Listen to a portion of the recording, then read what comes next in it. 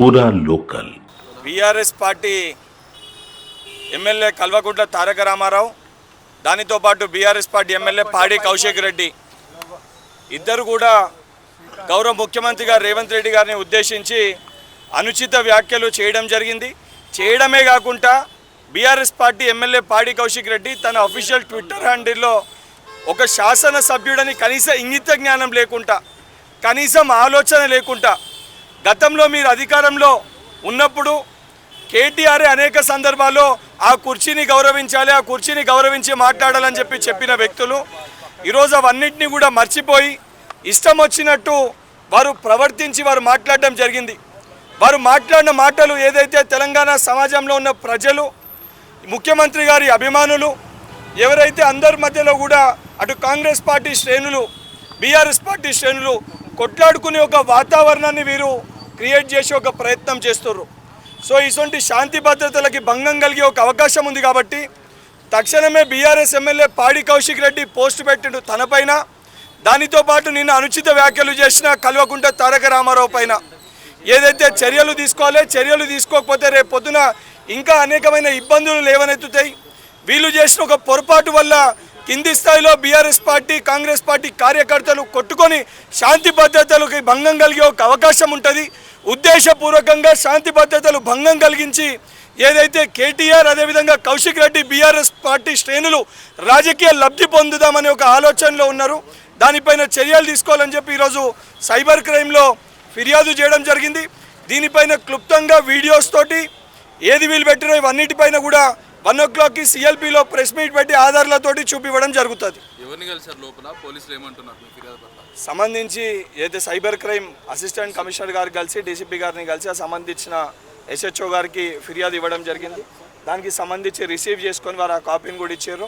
వారు ఏదైతే ఉందో వాళ్ళు కూడా డిసైడ్ చేసి దానికి సంబంధించి ఏ సెక్షన్స్ ఇంప్లై అయితే ఏ సెక్షన్స్ పెట్టాలని చెప్పి వాటిని కూడా వెరిఫై చేసి వాళ్ళకి సంబంధించి కేసు కూడా రిజిస్టర్ చేస్తామని చెప్పడం జరిగింది.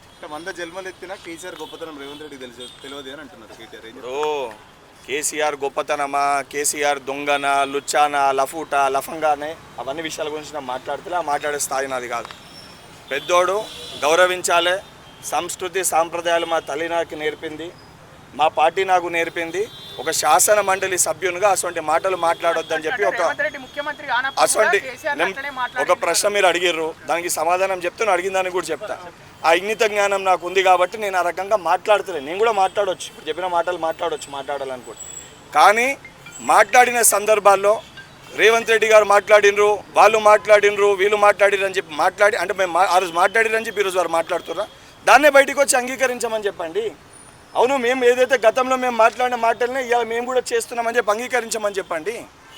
ఇప్పుడు గతంలో వాళ్ళు మాట్లాడిరు, వీళ్ళు చేసిరని అంటే ఈరోజు మాట్లాడిన వ్యాఖ్యలు ఏవైతున్నాయో ఒక ఎమ్మెల్యే అనేటోడు వాళ్ళ అఫీషియల్ హ్యాండిల్లో ట్విట్టర్ హ్యాండిల్లో ట్వీట్ చేసి పెడితే ఆ చైర్కి రేవంత్ రెడ్డి గారు మీకో నాకో కాదు, బీఆర్ఎస్ పార్టీ వాళ్ళకి యావత్ తెలంగాణ ప్రజానీకానికి అందరు కూడా తెలంగాణ రాష్ట్రానికి వారు ముఖ్యమంత్రి. ఒక శాసనసభ్యునిగా కనీస ఇంగిత జ్ఞానం ఉండొద్దు.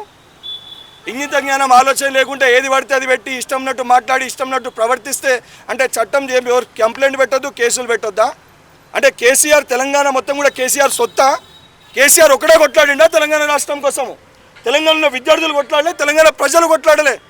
10 ఏళ్ళు నువ్వు అధికారంలో ఉన్నావు, అడ్డగోలుగా నువ్వు దోచుకున్నది దాచుకున్నావు. ఇది నేనంటలే, కల్వకుంట్ల కవితనే మాట్లాడింది. స్వయానా వాళ్ళ కుటుంబంలో ఉన్న వాళ్ళ బిడ్డ, కేసీఆర్ గారి బిడ్డ దయ్యాలు ఉన్నారు ఆయన పక్కన అని చెప్తుంది. అసంటోలియాల బయటికి వచ్చి మాట్లాడే కనీస అర్హత వాళ్ళకు ఉందా? మా పార్టీలో ఇతర వాళ్ళు మాట్లాడితే ఒకరిపైన ఒకరు విమర్శిస్తేనే మీరు మాట్లాడుకుంటారు అంటారు. మాది పార్టీ ఆడ కుటుంబంలోనే విమర్శిస్తున్నారు కదా. కేటీఆర్ భాగవతము, హరీష్ రావు భాగవతము వాళ్ళ సెల్లనే పెట్టింది కదా బయట. అవన్నీ పక్కన పెట్టి ఇష్టం ఉన్నట్టు అనుచితంగా మాట్లాడితే గాంధీ విధానాలని అనుసరించడం కాబట్టి చట్ట పరిధిలోనే ఏదున్నా చెయ్యాలనే ఉద్దేశంతో చెయ్యాలి. కాబట్టి నేను కూడా తెలంగాణలోనే పుట్టిన, ఇక్కడ పుట్టిన బిడ్డనే, అదే కరీంనగర్లో పుట్టిన బిడ్డని, నాకు కూడా పౌరుషం ఉంటుంది. నేను కూడా ట్విట్టర్లో పోస్ట్ చేయాలంటే కేసీఆర్ గారిని అడ్డగోలుగా తిట్టొచ్చు. దాచుకుంటూ కేటీఆర్ హరీష్ రావు ఇద్దరు కలిసి కేసీఆర్ని నూకేస్తేనే నడ్డిపోకిరిగింది. విమర్శించాలంటే నేను కూడా అనేకం విమర్శించవచ్చు సోషల్ మీడియాలో.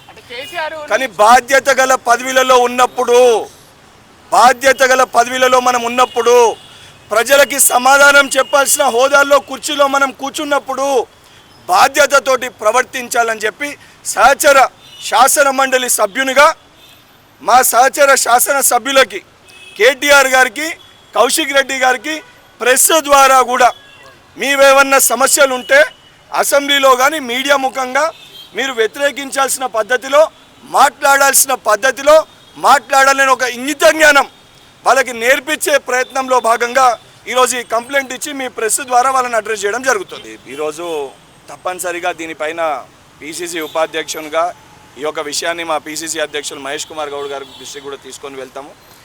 ఎందుకంటే ఈరోజు ఆ చైర్ని రెస్పెక్ట్ చేయకుండా ఇటువంటి యొక్క వ్యాఖ్యలు చేస్తే తప్పనిసరిగా నిరసన కార్యక్రమాలు మేము చెప్పాల్సిన అవసరం లేదు. రేవంత్ రెడ్డి గారి అభిమానులు, తెలంగాణ ప్రజలందరూ కూడా ఈరోజు రేవంత్ రెడ్డి గారిని విమర్శిస్తున్నారంటే యావత్ తెలంగాణ ప్రజానికాన్ని విమర్శిస్తారు.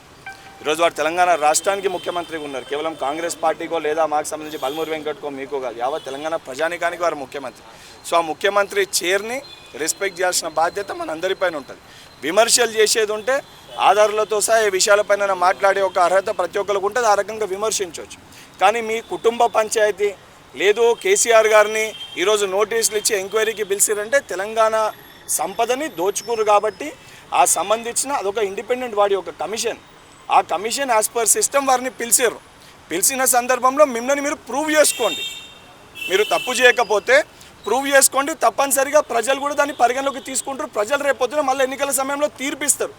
కానీ వ్యక్తిగతంగా ఉద్దేశపూర్వకంగా మీ తండ్రి గారిని ఎక్కడ పిలవద్దు, మీ తండ్రి గారిని ఎక్కడ కూడా రానివద్దు అని చెప్పని పదే పదే మిమ్మల్ని మీరే తెలంగాణకి కేసీఆర్ గారు జాతిపిత జాతిపిత అంటే మహాత్మా గాంధీ గారిని జాతిపిత అంటారు. వారు ఏ రోజు కూడా పదవిని కోరుకోలే, అహింసా మార్గంలో ఉండే వారు ఏ రోజు కూడా ఆస్తిని సంపాదించుకోలే. అసొంటి వ్యక్తితోటి ఈరోజు వారి యొక్క తండ్రి ఎవరైతే ఒక దళితుని ముఖ్యమంత్రి చేస్తా అని చెప్పి మోసం చేసి 10 ఏళ్ళు కుర్చీపైన కూర్చొని రాజభోగాలు అనుభవించి ప్రజలకి అందుబాటులో లేకుండా అడ్డగోలుగా విపరీతంగా డబ్బు సంపాదించుకొని ఆ పంపకాలు కూడా వాళ్ళ కుటుంబంలో సరిగా చేయక పంచాయతీల మధ్యలో బయటికి రాలేని వ్యక్తి కల్వకుంట్ల చంద్రశేఖరరావు గారు. అసలు వ్యక్తిని ఈరోజు తీసుకొని వచ్చినందుకు ఇష్టం వచ్చినట్టు మాట్లాడితే కేటీఆర్ గారు ఇప్పటికన్నా చెప్తున్నా, నోరు అదుపులో పెట్టుకోండి. అడ్డగోలుగా ఇష్టం ఉన్నట్టు మీ బీఆర్ఎస్ పార్టీ శ్రేణులు ఏది పడితే అది సోషల్ మీడియాలో ఇష్టం ఉన్నట్టు విమర్శలు చేస్తే వాళ్ళని మీరు అదుపులో పెట్టే ప్రయత్నం చేయకపోతే మీరు చేసిన కథలు, మీరు పడ్డ వ్యవహారాలు మేము కూడా ఒక్కొక్కటిగా అన్నీ బయటికి తీసుకొని వస్తాము. మీరు చేసిన స్కాములన్నింటినీ కూడా తోడి తీసి ప్రతి ఒక్కటి ముఖ్యమంత్రి గారి దృష్టికి, స్పీకర్ గారి దృష్టికి సంబంధించిన మీపైన కూడా చర్యలు అతి త్వరలోనే ఒక్కొక్కటిగా బయటకు వస్తుందని చెప్పి బీఆర్ఎస్ పార్టీ శ్రేణుల్ని కేటీఆర్ గారిని హెచ్చరిస్తున్నాను.